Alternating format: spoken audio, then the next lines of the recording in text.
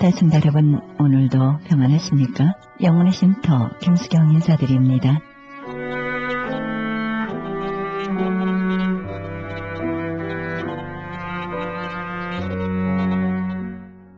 우리 한 사람 한 사람이 고귀한 것은 그를 통해 세상이 더 나아지기 때문입니다. 그 한 사람의 노력만큼 자연이든 사람이든 물질이든 꼭 그만큼 더 아름답고 풍요로워지고 있습니다. 모든 사람이 이런 마음으로 세상을 살면 세상은 금방 천국이 될 것입니다. 더 밝고 따뜻한 세상, 어디서나 행복과 웃음이 넘치는 세상입니다. 나부터 오늘 그렇게 할 수 있습니다. 미소 하나가, 친절한 말 한마디가, 사랑의 눈길 하나가 세상을 그렇게 만들기 때문입니다. 내 흔적은 한 곳에 머물지 않습니다. 좀 더 나은 세상을 만들어 놓고 떠나는 그런 멋진 사람이 되었으면 좋겠습니다.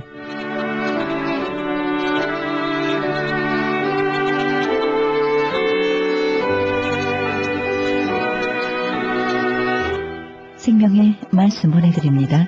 이 시간에는 갈보리 새생명교회 민승기 목사님이 말씀 보내드립니다.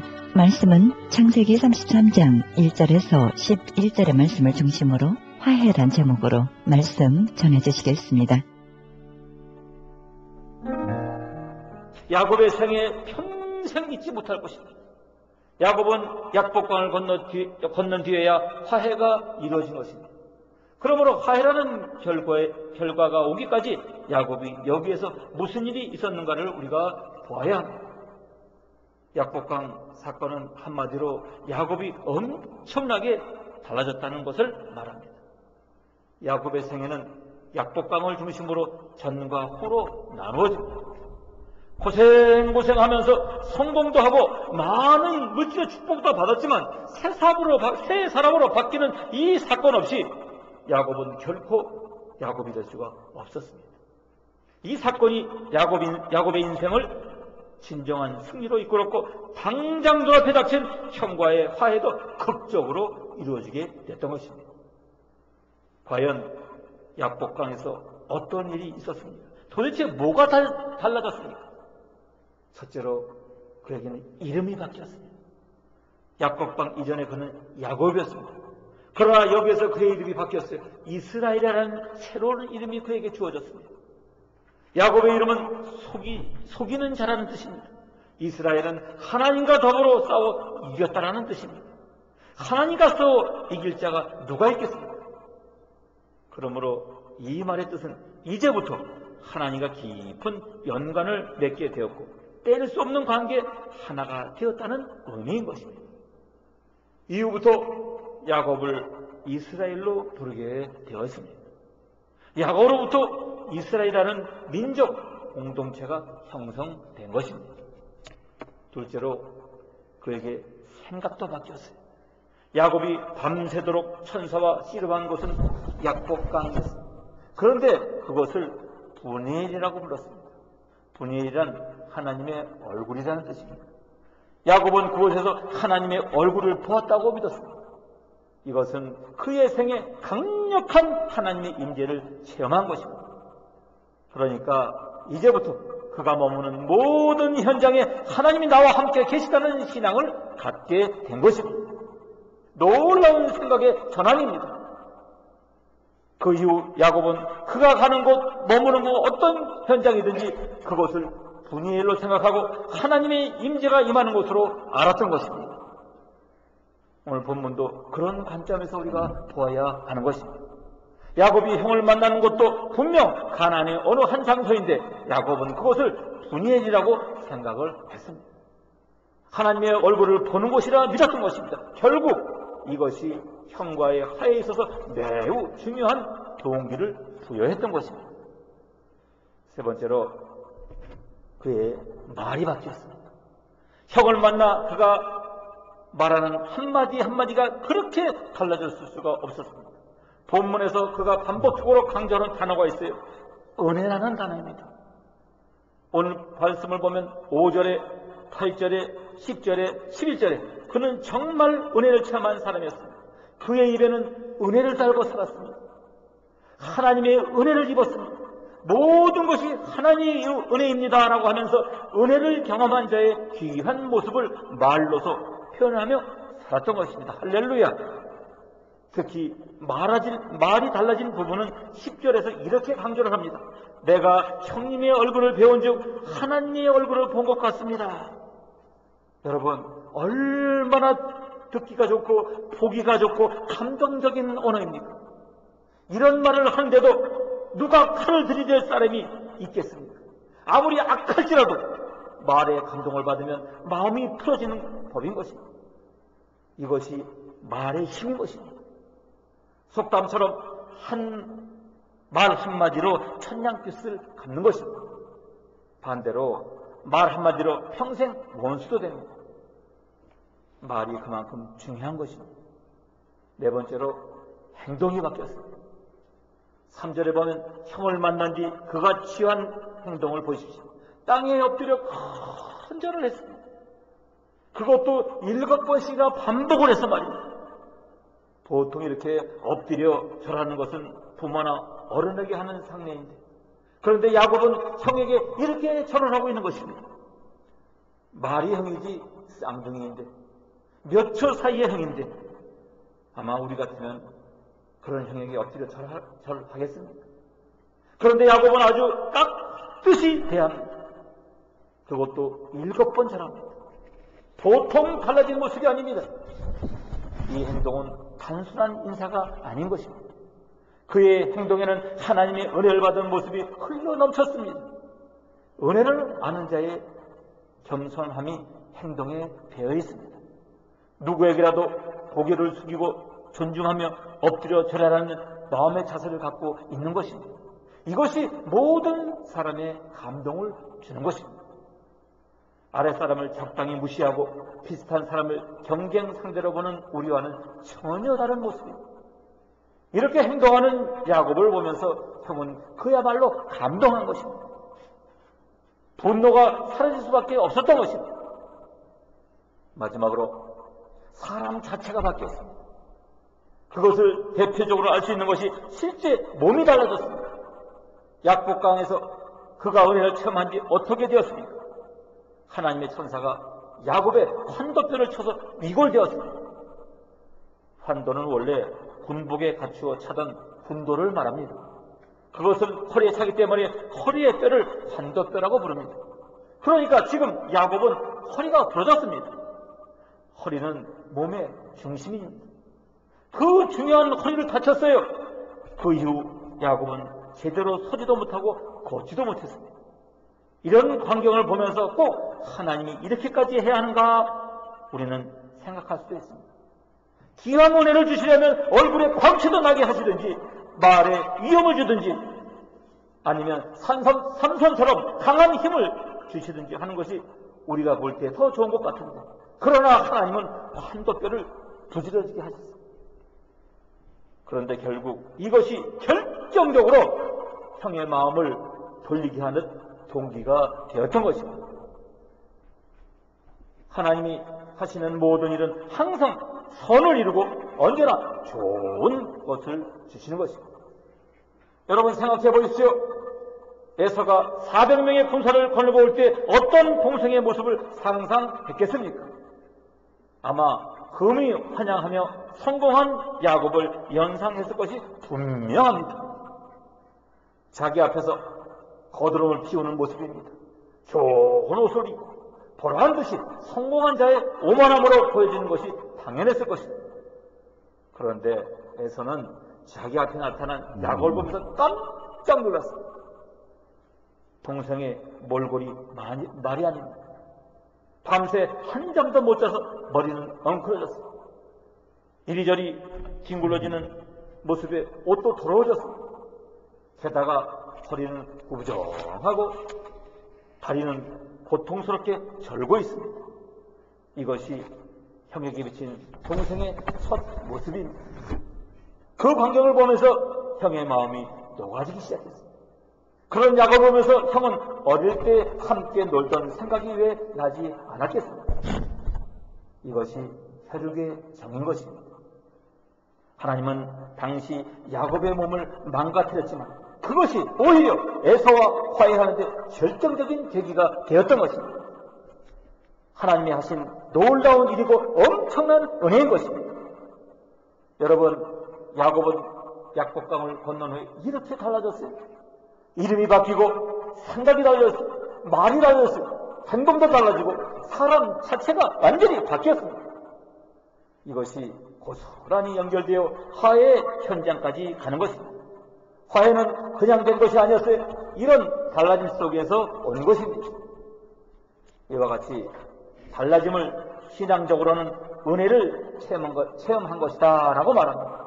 인격적으로는 인격과 체질이 바뀌었다 라고 말합니다. 상담학적으로 말한다면 내적 치유가 되었다 라고 말합니다. 야곱은 이런 사람이 된 것입니다. 그런 뒤에 약복강을 건넙니다. 그리고 형을 만납니다. 거기에서 그는 세상에서 가장 아름다운 화해의 장면을 감동적으로 연출하게 되었던 것입니다. 화해는 우리 모두가 꿈꾸는 감격의 현장입니다. 가정에서 형제끼리 화목한 것보다 귀한 것이 없습니다. 부부 사이에 화목이 이루어지고 시부모와 며느리가 화목하게 사는 것보다 더 큰 가정의 축복이 없습니다. 요한일서 4장 21절에 우리가 이 계명을 주께 받았나니 하나님을 사랑하는 자는 또한 그 형제를 사랑할지니라 했습니다. 그런가 하면 사도 요한은 모든 형제들에게 주님께서 주신 형제 사랑의 계명을 다시 한번 더 강조하고 있어요. 이 말씀은 요한복음 13장 34절에 새 계명을 너희에게 주노니 서로 사랑하라. 내가 너희를 사랑한 것 같이 너희도 서로 사랑하라. 너희가 서로 사랑하면 이로써 모든 사람이 너희가 내 제자인 줄을 알리라 하신 것을 강조했습니다. 베드로는 베드로후서 1장 5절 이하에서 믿음의 덕의 지식의 절제의 인내를, 인내의 경건의 형제의 우애를 더하라고 말씀하고 계십니다. 경건은 하나님과 인간과의 옳은 관계를 말하는 것이요, 형제의 우애는 형제와 형제 사이의 옳은 관계를 말하는 것입니다. 형제의 우애는 흔한 것이면서도 실로 중요한 것입니다. 성경에서 말하는 우리 인간 사이에서 발생한 첫 살인사건은 형제간에 일어나지 않았습니다. 형제간의 우애가 없으면서 가인은 아벨을 죽였으며 야곱의 아들들은 요셉을 애굽에 팔아버렸습니다. 우리나라 역사 가운데도 형제간의 우애가 없어 일어난 비극이 참으로 많이 있습니다. 특히 저 고구려 시대 연개 소문의 아들인 남생, 남건, 남산이 있었습니다. 연개 소문은 죽으면서 형제간에 서로 도와 나라를 잘 다스리라고 간절히 부탁을 했습니다. 그런데 막상 아버지가 죽고 큰아들 남생이 재상이 되자 두 동생들이 시기하여 내쫓아버렸습니다. 그러자 그는 당나라의 앞잡이가 되어서 고구려를 망하게 하는 앞잡이가 되고 말아들었습니다. 형제간의 불화가 나라를 망하게 했던 것입니다. 이와 같이 형제간의 불화는 무서운 결과를 낳게 되는 것입니다. 싸움 가운데 가장 추한 싸움은 형제간의 싸움입니다. 그리하여 주님은 형제에 대해 욕하는 것도 무서운 심판이 있을 것이라고 경고하면서 형제의 사랑의 중요성을 강조했던 것입니다. 형제를 사랑하지 못하는 자는 다른 사람을 사랑할 수가 없는 것입니다. 따라서 성경도 먼저 형제간에 사랑을 하라고 강조하고 있지 않습니까? 사도 요한은 하나님을 사랑하노라 하며 형제를 미워하며 이는 거짓말하는 것이라 하면서 보이는 형제를 사랑하지 못하면서 보지 못하는 하나님을 사랑할 수 없다고 말씀하고 있습니다. 하나님을 사랑하는 것은 먼저 하나님의 말씀 안에 거하는 자들을 사랑하는 것입니다. 하나님은 사랑하심으로 미움이나 질투와 함께 구할 수가 없는 것입니다. 형제를 사랑해야 하면 먼저 하나님께서 우리를 사랑하셨기 때문에 우리도 다른 사람들에게 먼저 사랑을 주어야 하는 것입니다. 그러므로 예수 안에서 형제된 우리는 서로 사랑해야 하는 것입니다. 또 형제의 사랑은 예배를 위한 전제 조건이기도 합니다. 주님께서 예비를 드리려다가 형제에게 원망 들을 만한 일이 생겨나거든 예물을 제단에 두고 먼저 가서 사죄하고 화목하게 한 다음에 와서 예물을 드리라 말씀하고 있습니다. 그러므로 형제를 사랑하지 못하면서 드리는 예배는 거짓되고 아무 소용이 없다는 것입니다. 형제를 사랑하고 화목하면 하나님이 기뻐하시는 산 예배가 되는 것이요, 화목한 교회 생활은 자연적인 전도인 것입니다. 서로 사랑을 하는 교회는 이상하게 많은 사람들이 모여듭니다. 사랑이 요구되는 이 세상이기에 더욱 사랑을 필요로 합니다. 초대교회가 서로 유무상통하고 기쁨과 평화가 넘치게 되자 많은 사람들이 교회로 몰려들게 되었던 것입니다. 우리는 더욱 사랑에 힘써 복음이 자연히 전파되도록 노력해야 하겠습니다. 요셉은 그의 형제들 용서함으로 하나님의 축복을 사선만대에 이르도록 받게 된 것입니다. 베드로는 주님께 형제를 얼마나 용서해야 되느냐고 물었어요. 주님은 베드로에게 70번씩 7번이라도 용서하라 말씀하십니다. 용서란 많이 하면 할수록 은혜로운 것입니다. 주님께서 가르쳐주신 기도문에서 우리에게 죄 지은 자를 사하여 준 것 같이 우리의 죄를 사하여 주옵소서라고 기록되어 있습니다.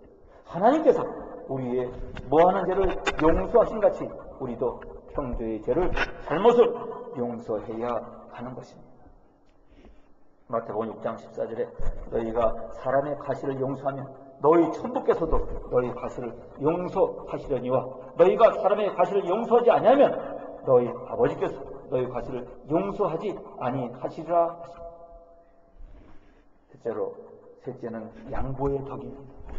아브라함은 롯과 함께 거하였으나 두 사람의 양떼가 너무 많아 도저히 함께 거할 수가 없었어요. 그리하여 둘은 서로 갈라지기로 합의하였습니다. 아브라함은 자기가 좋은 땅을 택하지 않고 먼저 조카 롯에게 장소를 정하도록 양보하였습니다.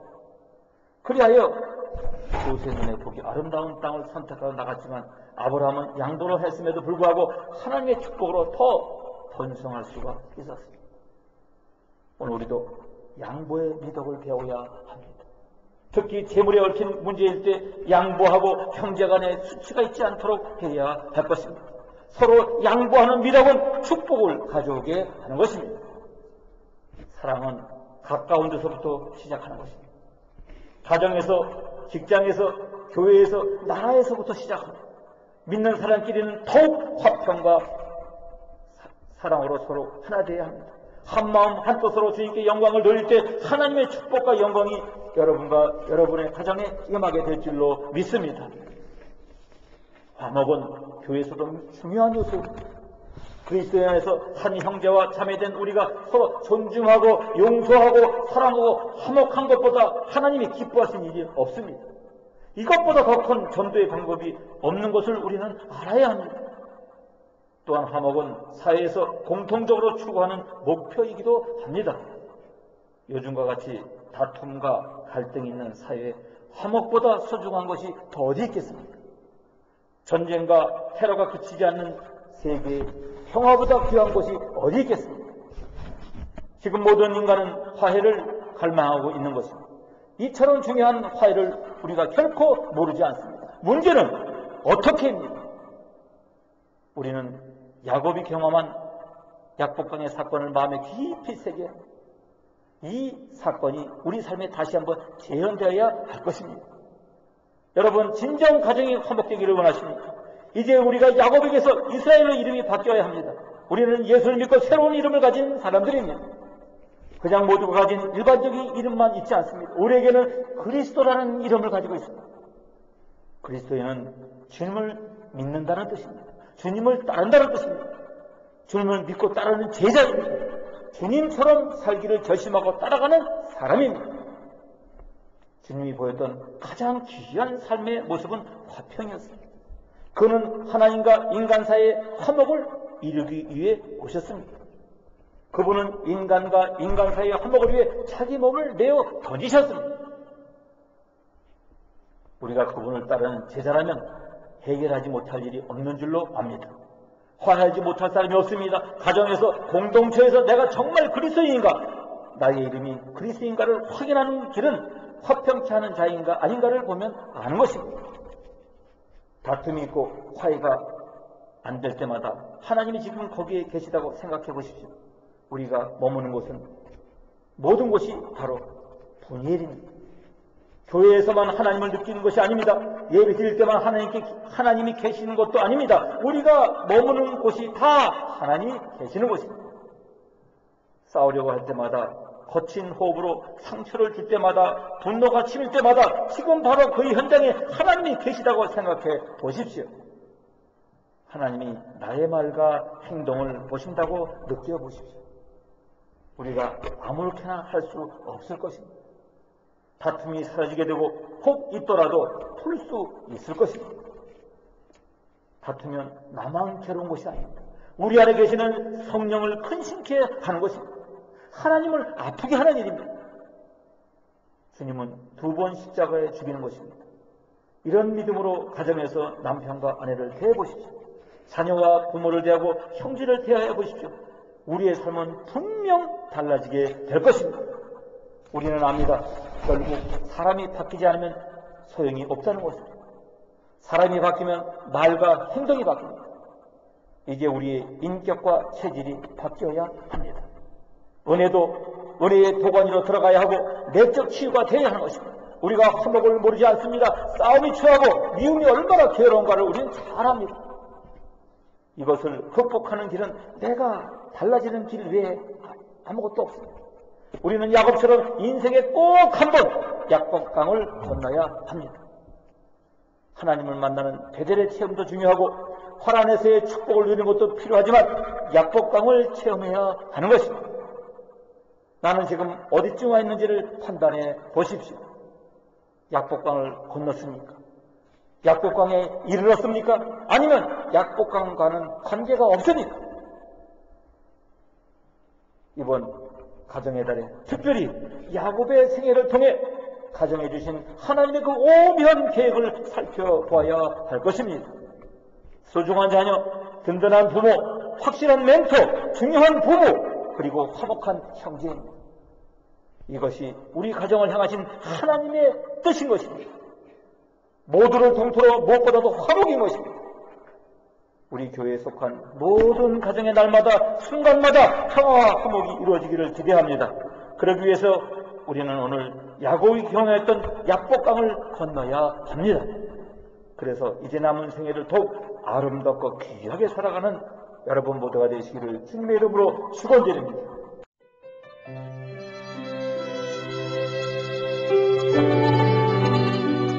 지금까지 갈보리 새생명교회 민승기 목사님께서 화해란 제목으로 말씀 전해주셨습니다. 갈보리 새생명교회는 111 웨스트 라스팔마스 드라이브 플러톤에 위치하고 있습니다. 신앙상담이나 교회에 대해서 좀 더 자세히 알기 원하시는 분은 전화 714-615-9191, 714지역 615-9191 갈보리 새생명교회로 연락주시면 안내해 드립니다.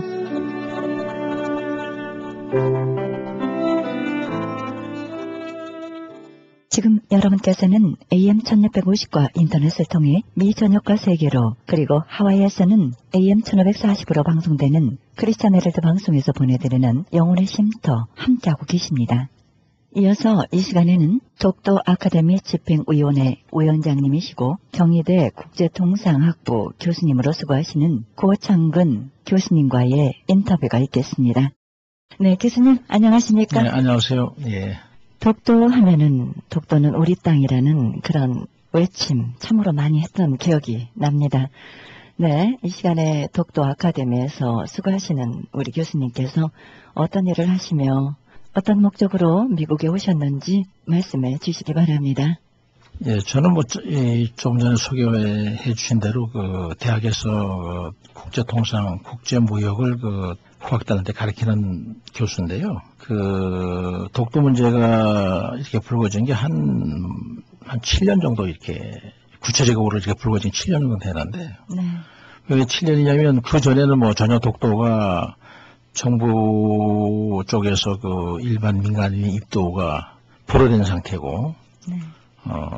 그렇기 때문에 최소한도 국민들한테 이게 독도가 크게 이슈가 된 게 이제 독도 참여정부 때 독도를 전 민간인들한테 개방하고 독도를 이제 이렇게 해제된 이후부터 다 독도를 이제 입도하게 되는데요. 그때 이제 처음으로 이제 독도를 뜻있는 이제 교수들하고 이제 독도를 처음 방문하게 됐는데, 방문하게 된 동기가 이제 그 일본의 그 고이치미 총리 때 독도는 자기 영토라고 하면서 독도 근해에 있는 해저 자원을 조사하기 위해서 해저 탐험선을 이제 독도로 이제 보내게 됩니다. 그때 이제 그 노무현 정부에서 그냥 강력하게 항의하고 뭐 온 국민이 또 발칵 뒤집어졌죠. 그때 이제 독도 온 국민들한테 독도를 개방한 그 이후부터 저희들이 이제 들어가게 되는데, 들어가는 그 일반 상선이 없다 보니까, 선박이 없다 보니까 오징어 잡던 배가 갑자기 이제 독도 선박으로 바뀌면서 저 배를 타게 되는데, 들어가는데 그 선장이 이렇게 얘기를 합니다. 여러분들 이제 오른쪽을 한번 보시라고. 보니까 일본 경비정이 딱 우리를 따라붙고 있고요. 상당히 겁이 나죠. 일본 경비정이 따라붙고, 그 다음에 왼쪽을 보십시오. 왼쪽을 딱 보니까 이제 우리 경비정이 이제 우리를 따라붙고, 그러니까 좌우로 일본 경비정 좌측에는 이제 일본. 독도를 향해서 같이 항진하는 겁니다. 그래서 저희들이 이제 상당히 의아했던 부분은, 최소한도 울릉도 독도가 우리 땅이라면 울릉도 동해까지는 당연히 우리 영해고, 독도로부터 200해리 정도가 나가야 이제 국제해양법 쪽으로 이제 그 공해가 되는데, 그 일본 경비정이 들어와 있는 거죠. 그러니까, 야, 좀 이상하다. 이게 문제가 있나, 독도가. 나중에 좀 더 저희들이 파악해보니까, 저희들이 신한일 호흡협정을 맺었을 때, 그게 영토하고는 관계없이, 공동 오로 수역을 이제 설정해가지고 독도와 울릉도 사이에 배타적 경제 수역을 만들었을 때, 그러니까 일본 경비정이 일본의 어선을 보호한다는 그런 명목으로 들어오는 거죠. 그러니까 상당히 기본이, 국민 양성으로서 기분이 나쁘죠. 왜냐하면 당연히 우리 영해 안에 일본 경비에 들락거리니까. 이제 그렇게 돼서 이걸 국민이 얼마나 알까. 국민이 얼마나 알까. 이런 생각을 해봤고. 그 다음에 저희들이 울릉도에 이제 호텔에 이제 머무는데, 울릉도로부터 이제 돌아와가지고 다시 이제 독도를 보고 다시 울릉도 호텔에 이제 머물 때, 보니까 이제 그 일기예보에 MBC, SBS, 그때는 SBS 없을 때니까 MBC, KBS 보니까 일기예보에 울릉도만 나오고 독도가 안 나오는 거예요. 말이 안 되잖아요. 그렇죠? 그러니까 우리 영토인데. 그러니까 저희들이 그 교수들이 상당히 적극적 노력해서 그 당시에, 지금은 뭐 KBS 전 공영매체에 전부 다 독도가 지도상에 딱 나오죠. 그런 일을 하면서, 이게 일본이 이게 독도 문제가 이게 간단한 문제가 아니다. 그래서, 뜻 있는 사람 교수들끼리 우리 모여서 일본이 분명히 그 독도에 대한 그 장기적인 어떤 그 전략이 있는 것 같다. 이제 교수들도 다 그렇게 얘기를 하고요. 그래서 저희들이 이제 NGO 단체를 만들 때, 일본의 장기적 독도 침탈 전략에 대비하여 독도 수 산생도 양성과 또 일본이 전 세계에 불법적으로 표기한 다케시마라는 표기를 삭제하고, 그 자리에 우리 고유 영토 독도를 레지스터하기 위한 국제적인 실천 운동을 목표로 한다. 이렇게 창립 목표를 두 개를 가지고 저희들은 NGO 이제 시작을 했는데요. 이제 첫 단계가 이제 독도 수 산생도 양성이 어떻게 등장하냐면, 독도 아카데미 이제 개교를 가시적으로 나타난 게 독도 아카데미입니다. 이게 2007년 4월 1일 백범기념관에서 최초로 이제 개교식을 했죠. 그래서 독도 아카데미 제가 교장까지 겸임하고 있는데요. 그동안에 이제 국내외 대학생, 뭐 해외 유학생 뭐 다 할 거 없이 한 3,700명 좀 횟수로 한 7년째 수료했고, 지금은 이제 서울특별시 교육청의 요청에 의해서 서울 시내 고등학교가 한 358개 되는데, 고등학교에서 이제 교장 선생님들이 한 명씩 추천을 받아가지고 지금 하이스쿨 교육을 지금 5기째 보통 한 100명 단위로 교육 훈련을 시킵니다만은, 대학생들은 한 200명씩 하고 한 기수당 지금 그렇게 교육 훈련을 시키고 있는 독도 아카데미를 좀 운영하고 있습니다. 예. 네, 참으로 귀한 아카데미 교육이라고 생각이 들고요. 주로 어떤 목적에서 포커스를 두고 훈련을 하고 있는지요? 구체적으로 말씀해 주시기 바랍니다. 좀 좋은 질문이신데요. 우리 대학생들이나 뭐 고교생이나 할 거 없이 독도는 우리 땅이라고 뭐 당연히 우리 땅이니까 네. 서정적으로 감정적으로 뭐 논리적으로 다 우리 땅이다 이렇게 뜻 알고 있는데 이제 문제는 이제 이게 논리적으로 무장이 안 돼 있습니다. 제가 듣기로는 이제 해외에 있는 많은 대학 중에 보통 보면 대학 그 로비에 도서관이 아니라 큰 홀 로비에 네. 큰 세계 지도가 있는데 전부 표기에 다케시마 이렇게 표기되어 있으면 한국 유학생들이 이제 화가 나니까 그걸 찢어가지고 또 다케시마 연도칼로 오려서 다케시마 저기 독도로 이제 고쳐놓으면 그 뒷날 다시 이제 또 일본 애들이 또 다시 또 다케시마로 고치고 이러다가 서로 마주치면 이제 논쟁이 벌어지고 싸움이 벌어지는데 일본 유학생들은 여기 온 유학생들은 독도가 아주 엉터리 논리를 가지고 다케시마가 정확하게 자기네 땅이라고 아주 논리적으로 설명합니다. 엉터리 논리지만. 근데 한국 학생들은 그 논리를 바꾸서 논리로 이게 대응을 해야 되는데 주먹이 먼저 올라가는 거예요. 싸움이 많이 벌어진다는 얘기 많이 듣습니다. 그래서 경찰을 부르면 제일 먼저 잡혀가는 게 한국 학생 잡히고 일본 학생은 안 잡혀가고 감정적으로 대응하니까요. 그래서 서울에 있는 그 대학생들은 이 독도 아카데미가 바로 독도가 왜 우리 땅인지를 역사적으로 또는 국제법적으로, 지리적으로, 군사전략적으로 왜 우리 땅인가를 논리적으로 확실하게 무장시키는 그런 교육 하나 하고 이론 교육하고 그다음에 눈으로 우리가 직접 독도를 봐서 서정적으로 확실히 독도가 우리 땅임을 더 체험하게끔 하는 2박 3일의 독도 탐방 훈련 4주간의 영토 주권, 독도 주권 이론 교육과 2박 3일의 독도 탐방 훈련 이것이 독도 아카데미 기원 프로그램으로 진행하고 있습니다. 네, 우리 차세대들이 꼭 필요한 독도 아카데미 적극 훈련에 참여해서 독도는 다케시마가 아닌 독도는 우리 땅이라는 표기운동에 앞장섰으면 좋겠습니다. 네, 그러면 교수님께서 미국에 오신 목적이 여러 가지 훈련과 방문론이 있으실 텐데요. 구체적으로 좀 말씀해 주시기 바랍니다.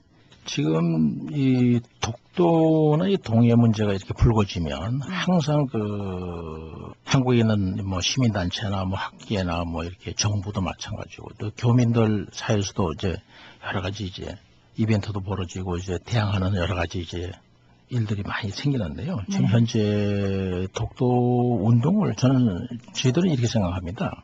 어느 학자가 일본이 이 독도를 침탈하기 위한 6단계 전략이 있는데 그 6단계 전략 중에 벌써 2단계 후반으로 들어왔다 이런 얘기인데 그 일본은 지금 일본이 2차 전쟁을 일으켜서 미국하고도 전쟁을 상대로 해서 전쟁을 일으켰잖아요. 그래서 미국한테 패망하고 나서 그때 한때는 뭐 참 저기 조용하게 있다가 지금 그 전전 세대들이 지금도 생존하고 있잖아요. 일본에. 이제 전전 세대 할 때까지는 상당히 그 조심스럽게 이제 이 영토 분쟁이나 영토 이런 그 침략에 대해서 조심스러운데 지금 초중고등학교 교육이 문제입니다. 일본이 지금 뭐 아베 정권이 문제가 아니고 앞으로 전 초중고등학교 대학까지 전부 다 다케시마 교육을 지금 본격적으로 이제 사상무장을 시키는 거죠. 그러면 지금도 보면 일본 방위청 방위백서에 보면 독도는 일본령 다케시마다. 독도는 언제나 탈환의 대상이다 이렇게 되어 있습니다. 일본 그 방위청 백서에. 그런데 일본 학생 교과서에는 지금 어디까지 와 있냐면 독도는 한국이 불법 점유하고 있다라고까지 지금 교육 훈련을 시키고 있습니다. 그럼 이 친구들이 앞으로 20년, 30년 후 되면 완전히 일본의 소위 그 여론 주도층이 되죠. 그렇죠. 그때는 일본이 진짜 구구 세력들이 아마 활기를 좀 필 날이 오죠. 완전히 그다음 전전시대 전쟁의 공포를 모르는 세대들이 다 이제 등장했기 때문에 전쟁의 공포를 아는 세대들은 다 돌아가시고 이때 좀 한국이 상당히 어려워지는 상황이 오게 되겠죠. 20, 30년 후면. 그에 대비해서 한국에 있는 우리 학생들이나 뭐 대학이나 뭐 교수들이나 우리 시민단체들이나 또 교민사회에서도 중장기적으로 대처해야 됩니다. 그래서 중장기적으로 우리 국민이 할 수 있는 일이 우리가 뭐 군사적인 일을 가지고 뛰어다닐 수도 없는 거고. 그러니까 일본의 그 사상무장에 대비하는 거 하나 하고요. 일본이 지금도 한국 이 독도를 불법 점유하고 있다라고 하면서 국제재판소로 독도 문제를 끌고 가려고 하는 부분이 있죠. 그렇죠. 근데 그 중에 뭐 역사적으로 자기 땅이다, 국제법은 자기 땅 이런 엉터리 논리도 있겠지만 가장 핵심 중에 하나가 최소한도 1905년 일본이 명성황후를 일본이 시한 적이 1898년, 95년이고요. 그로부터 이제 뭐, 그다음부터는 그냥 고종황제가 피신하게 되고, 뭐, 완전히 대한제국이 그냥 완전히 일본, 병합되기도 전에, 네. 완전 힘이 없는 무력한 정부가 이 상태에서, 일본은 완전히 그냥 강력한 해군력을 가지고 영국하고 미국하고도 합동으로 아주 그냥 재밌게 잘 지내고 있을 텐데, 그때의 모든 다케시마라는 이름을, 독도라는 이름을 다케시마로 전부 전 세계 출판공개에 이제 고쳐나갑니다. 특히 캠브리지 출판사, 옥스퍼드 출판사, 뭐, 지금 연조가 한 300 몇십 년 된 하버드 출판 할 거 없이 전부 그쪽으로 다 갔겠죠. 근데 최소한도 1905년, 일본이 한국령 독도를 불법 점유하고, 그걸 전 세계 이제 진짜 본격적 출판부에 전부 다 다케시마라는 이름 표기한, 뭐, 시 오브 재팬은 그 말할 것도 없고, 이 문제가 지금까지 계속 지워지지 않고 레코드가 되어 있다는 건 상당히 심각한 문제고요. 그러면 과거에는 한국이 일본의 불법 식민지 국가로 전락되어 있으니까 힘이 없으니까 독도가 문제가 아니고 대한민국 전체가 다 우리가 일본 영해가 되어 있으니까 신경 쓸 수 없다 치고 해방된 이후에 1945년하고 지금 2014년이면 몇 년 되죠 벌써? 한 70년 이상 되죠. 70년 동안에 이걸 수정하려는 구체적인 노력이나 레코드가 없다는 거죠. 그래서 상당히 이 레코드를 들고 일본이 국제법에 갈 가능성이 제일 많습니다. 저는 그렇게 생각합니다. 학자들도 그렇게, 국제법 학자들도 그렇게 얘기하고요. 그러면 이제 우리가 해야 될 일은 식자청이나 학생들이나 우리 시민들이 해야 될 일은 이 문제에 신경을 써야 됩니다. 그래서 지금 심지어 뭐 이 LA뿐만 아니고 대한민국이 아닌 말이죠. 유수한 대학, 서울대 연고대에 할 거 없이 대학 도서관에, 우리 대학 도서관에도 말이죠. 그 외서가 80% 이상이 다케시마입니다.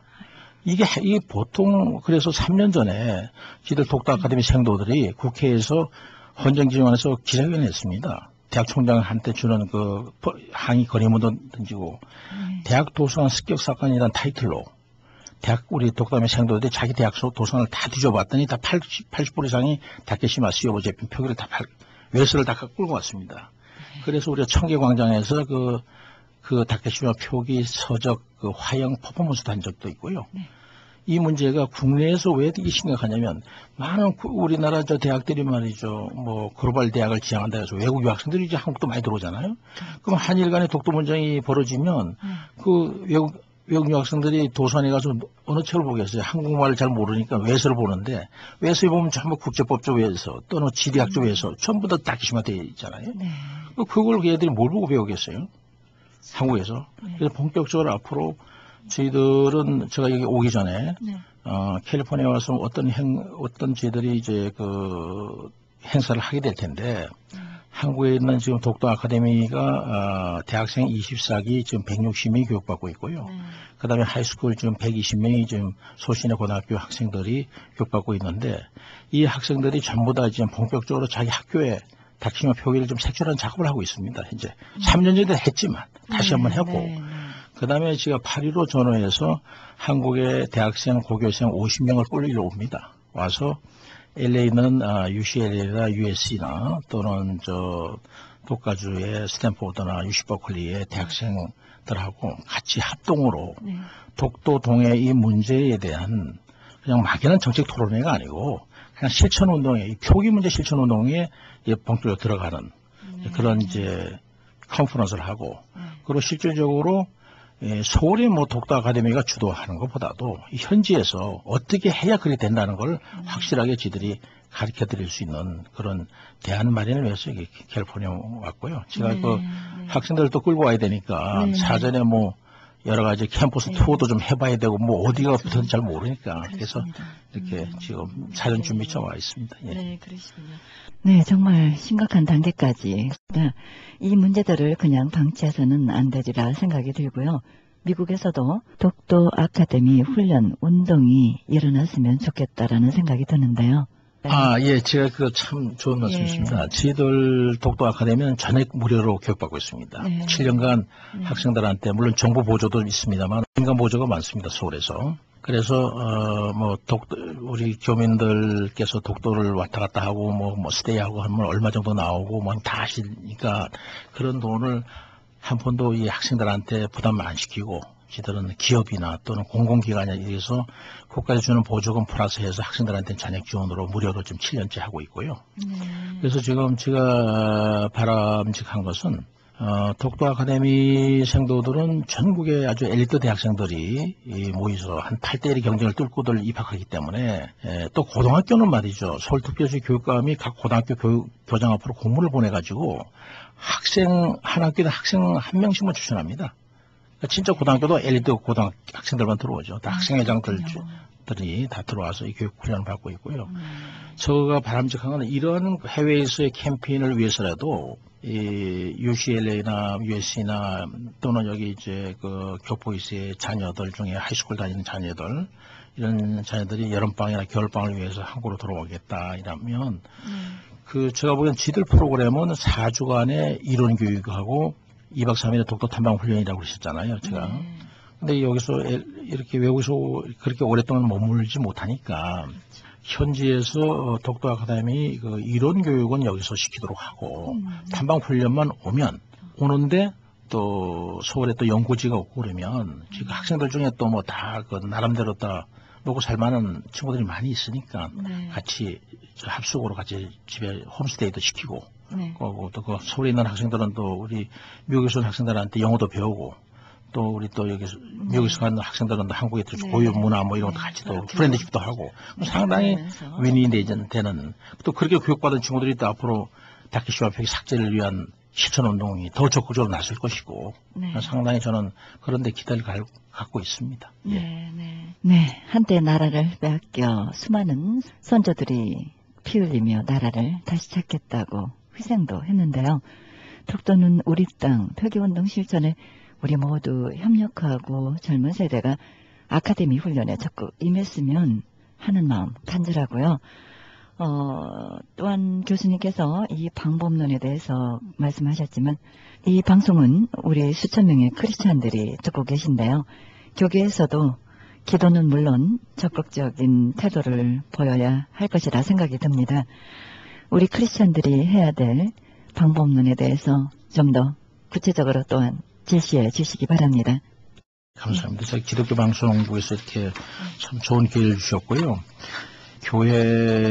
교계가 정말 이 문제, 독도 표기 문제, 이 문제에서 동해 표기 이 문제에 대해서 상당히 적극적으로 활동할 그런 그 공간이 참 많죠. 왜냐하면 이런 표기 문제에 대해서 적극적으로 나설 수 있는 나라가 사실 미국이거든요. 강대국 중에 미국인데 이 미국에는 그래도 이 교회의 그 영향이 막강하고 교계의 영향이 또 막강하고 또 대통령을 움직일 수 있는 게 또 이 교회고 교계고 그래서 제 생각에는 우리 목사님들이나 장로님들이나 우리 크리스찬들이 이 표기 문제에서 적극적으로 미국계 교계하고 이거 분명히 독도가 실효적으로 우리가 지배하고 있고 지금 거기 독도 경비대원이 34명이 경비하고 있고 등대지기도 3명이 있고 독도 주민도 2명이 있고 또 2명 더 늘고 앞으로 계속 본적질로 옮기는 사람 많고요.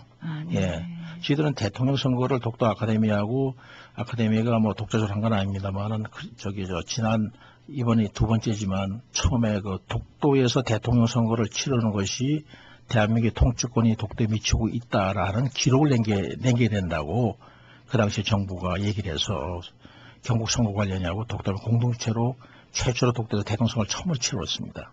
이번에 박근혜 대통령 당선됐을 때 또 부재 투표 또 2번째 대통령 선거를 거치렀고요. 그러니까 실질적으로 계속 그런 기록을 쌓아가고 있습니다. 그러니까 미국에 계신 그 크리스찬들은 미국 교계에 적극적으로 이게 진실 게임으로 정의 게임으로 하나님의 이름으로 알면 독도가 실효적으로 우리가 지배하고 있다는 걸 확실히 알려주고 그러면 확실히 지배하고 있는데 표기는 전부 다 다키시마로 돼 있으니까 이건 고쳐야 될 거 아니냐 이렇게 얘기 얼마나 할 수 있는데 이게 개인으로 이걸 프로테스트 해서는 안 됩니다. 개인으로 고창근이 개인 이름으로 어디 출판사에다 편지를 띄우거나 그건 자기가 이 정말 휴지가 돼버리는데 이 정말 교계의 큰 힘으로 이 어소시에이션 조직의 힘으로 그렇게 프로테스트 하면 분명히 좋은 리플라이가 오고 그것이 점진적으로 계속 고쳐나가면요. 대학생들은 대학 도서관 대학 도서관을 고쳐나가고 또 크리스찬 우리 큰 이 조직에서는 전 세계 출판계가 있지 않습니까? 네. 그쪽으로 계속 프로테스트 해나가고 네. 교계를 통해서 미국 네. 교계를 통해서 그러면 상당히 엄청난 효과가 네. 나오리라 저는 그렇게 봅니다. 네, 우리가 아무리 계획할지라도 이루시는 분은 크신 하나님이시기에 믿고 기도하면서 나가야 되리라 생각이 듭니다. 또한 약할 때 강함 주시는 하나님의 능력을 의지할 수밖에 없겠지요.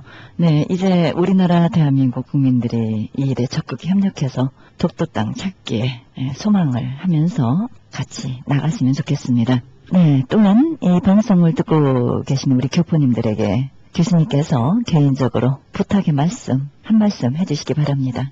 캘리포니아 이틀 전에 와서 이렇게 많이 캠퍼스 투어도 하고 많이 다니고 있습니다만 우리 오신 분들 교포님들이 상당히 열심히 이렇게 자기 분야에서 열심히 종사하고 살고 이런 생활을 하기도 사실 바쁜데 마음의 고향이란 그 대한민국이 또 있지 않습니까? 그러니까 네. 대한민국의 여러 가지 현안에 대해서 상당히 관심도 많이 가져주셨고 또 실질적으로 또 관심 있는 분야에 대해서 적극적 실천을 이렇게 하시는 거 볼 때 상당히 감명스럽고요. 네. 이 독도 문제, 네. 동해 표기 문제는 네. 사실 이 교민 쪽에서 어떤 독도 운동을 하시더라도 순간순간 이벤트, 홍보성에서 끝나는 것은 안 되고요. 홍보성 한 번 하고 또 이렇게 스탑하고 이렇게 해서는 안 되고 모든 일을 할 때 중장기적으로 일본은 한 50년 제가 볼 때는 일본의 그 중장기적 전략이라는 건 뭐 10년 안에 독도를 침탈하겠다, 20년 전 이런 개념이 아니고 진짜 100년 후에라도 독도를 꼭 자기 땅으로 만들겠다 이런 아주 중장기적인 생각을 가지고 저 사람은 하나하나 지금 초등학교, 중학교, 고등학교 교육부터 시키고 표기는 문제는 벌써 다 깔아놨으니까 자신 있고 이렇게 아주 그 단단한 그 무장을 하면서 가는 거니까. 네, 우리가 너무 방심해서는 안 되리라는 위기감을 느끼게 합니다. 그러면 교수님께서 이제 대사격으로 막중한 사명을 가지고 미국에 오셨는데요. 이 중요한 일을 감당하시기 위해서 좀 더 구체적으로 집약해서 방법을 제시해 주시기 바랍니다. 저는 이제 우리 그 국민의 한 사람으로서 말이죠. 우리 독도 지키는 문제에 대해서 그 가장 중요한 게 그 차세대 교육이라고 생각하는 사람이고요. 네. 중장기적으로 볼 때. 네.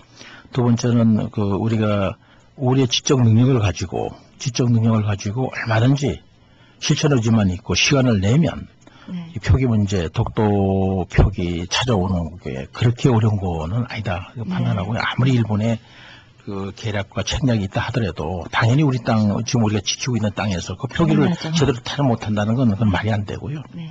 그래서 다 같이 힘을 합쳐서 이쪽으로 우리가 독도를 지키는 그 방법에 역량을 좀 집중했으면 좋겠다 이런 생각을 개인적으로 네. 합니다. 예. 네. 당연히 진리는 언젠가 밝혀지리라 믿습니다. 그 과정이 힘들지라도 아카데미 실천운동을 통해 기도하며 협력하며 나가면 하나님도 독도는 우리 땅 찾게 해주시리라 믿습니다. 네, 또한 우리 교수님께서 한국을 대표해서 실천운동 교육과 방법론을 제시하시며 이렇게 열정을 가지고 계신데요. 그 일에 우리 모두 함께 동참해서 좋은 결과 이루었으면 좋겠습니다. 그리고 8월 15일 전후에서 일정 행사에 대해서 말씀해 주시기 바랍니다. 예, 저희들 구체적으로, 네, 구체적으로. 8월 12일에서 15일 사이, 8.15 광복절 전후해서 네. LA에서 저희들, 서울의 독도가미 교육생들 한 50명하고, 네. 여기 LA는, UCLA나 USC 그 유학생들하고 같이 이 독도 지키는 실천운동에 대한 그 토론회도 하고, 이렇게 계획으로 또 이벤트도 또 하고, 네. 그렇게 계획으로 있습니다. 아, 네. 지금부터 한 2달간 준비해야죠. 준비하시면 되겠습니다.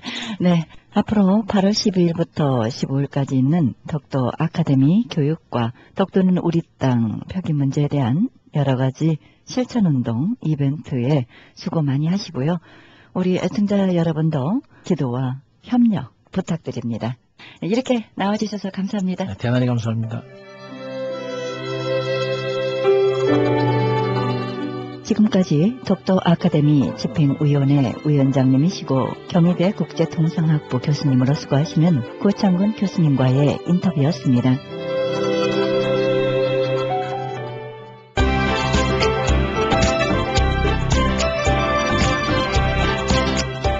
심리보험 전문가 로베르토 홍 변호사와 함께합니다.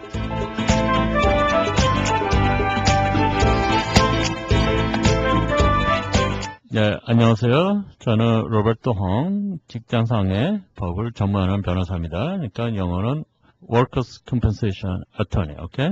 요번에 토픽은 이 Workers' Comp에 변호사가 딱 필요하나 필요하지 않냐.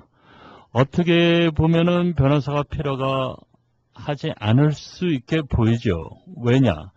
말하자면 본인이 일하다 다쳤다. 그래서 주인이 이거를 리포트하고 치료를 보내고 보험회사가 들어서서 그 치료비 내주고 그리고 본인이 일을 못하는 기간에 3분의 2 이런 책에 나와요. 그러니까 민사같이 뭐 변호사서 수료하고 이런 게 아니고 교통사고 날 때 뭐 그렇게 하는데 이거는 직장에서 어느 이제 제도력 회사면은 이거를 리포트 한다고요. 그러니까 그냥 우리가 저 치료를 보내줄게.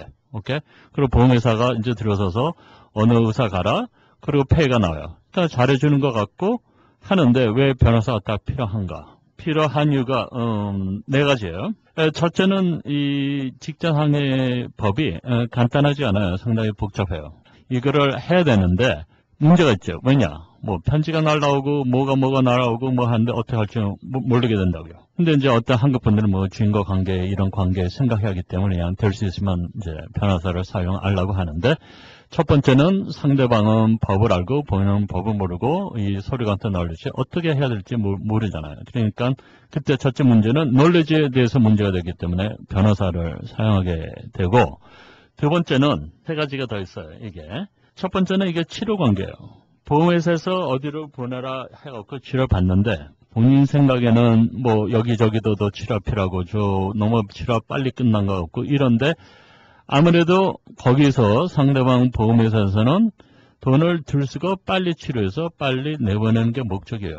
그러니까 자기네 보낸 의사들은 아무래도 그 보험회사에서 보냈으니까 보험회사 편이에요. 의사라고 다 공평하지가 않습니다. 누가 보내나 관계로 거기에 대해서 페이버를 해요. 그러니까 보험회사 쪽에서 보내면은 아무래도 보험회사 눈치 봐서 보험회사 쪽으로 좀 편을 들기 때문에 그 편은 뭐냐?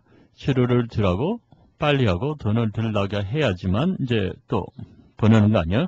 우선 치료 관계 문제가 있고 두 번째 무슨 문제냐? 아까 제가 조금 전에 얘기한 게 이렇게 될지 저렇게 될지 스트레스가 많아요. 페이퍼워크. 그러니까 종이로 서류할 작성 이런 게 많아요. 변호사한테 맡기면 이게 편하죠. 이제 어떻게 이런 서류 같은 거 적어내고 뭐 이런 거 이럴 때 어떻게 해요? 저런 그런 문제.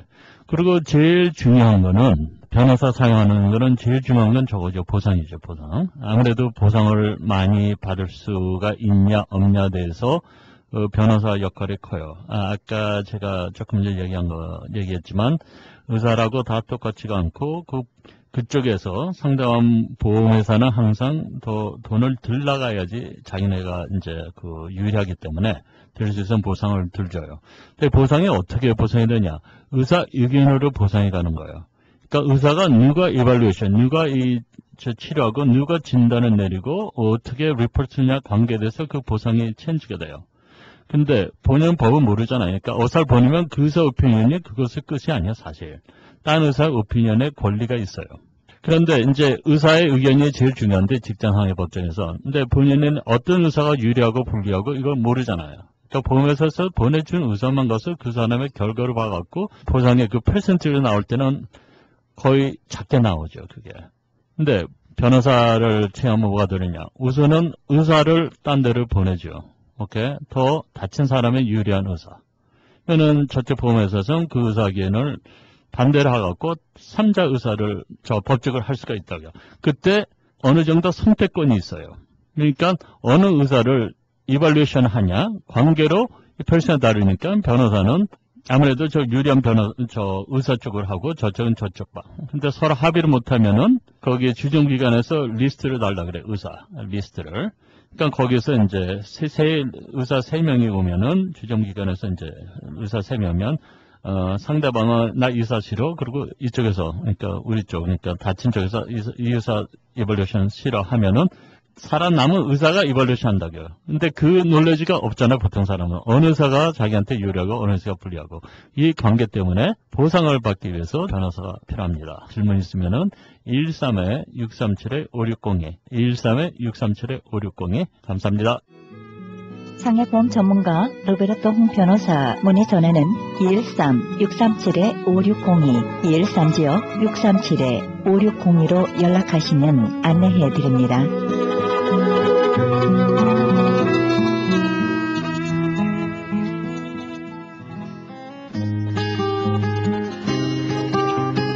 헤럴드 게시판. 베들레헴에서 올 12월에 열릴 크리스마스 콘서트를 위해 단원 모집합니다. 자세한 안내는 전화 310-329-2761, 310지역 329-2761, 200고 목사님께 문의하시기 바랍니다. 제1회 미주 청소년 효 굴짓기 효사랑 그림 공모전이 있습니다. 자세한 안내는 제를사지역 670-8004, 562-833-5520번으로 연락하시기 바랍니다. 그리스 반모섬에 헬라어 성경 보내기 후원자 모집합니다.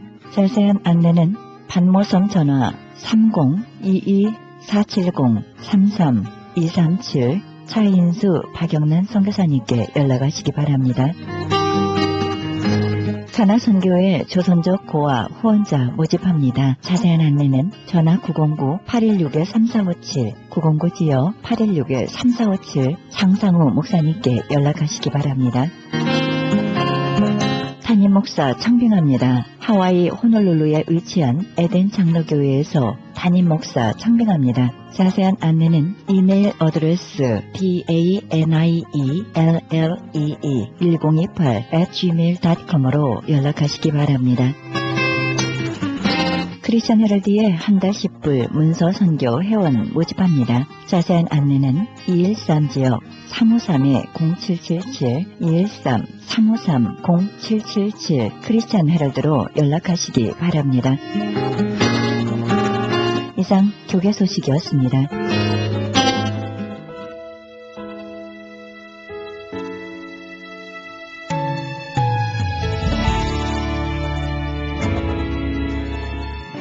내 흔적은 한 곳에 머물러 있지 않습니다. 사람과 사람 사이, 자연과 공간 사이, 여기저기를 바람처럼 흐르며 그곳을 더 나은 곳으로 만들어가고 있습니다. 내가 속한 곳을 풍요롭게 하기 위해 어떤 일을 해야 할까요? 그렇습니다. 아주 작지만 고운 마음들이 모여서 세상을 바꿉니다. 내 마음의 천국 이루어질 때 많은 이들의 천국 소유하게 만들 것입니다. 이 일에 우리 함께 동참해보지 않으시겠습니까?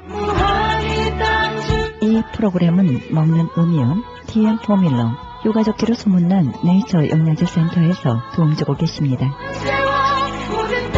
지금까지 여러분께서는 그리스도의 복음을 가장 널리 가장 많이 전하는 크리스천 헤럴드 방송에서 보내드린 영혼의 쉼터 함께 하셨습니다. 진행이 김수경이었습니다. 고맙습니다.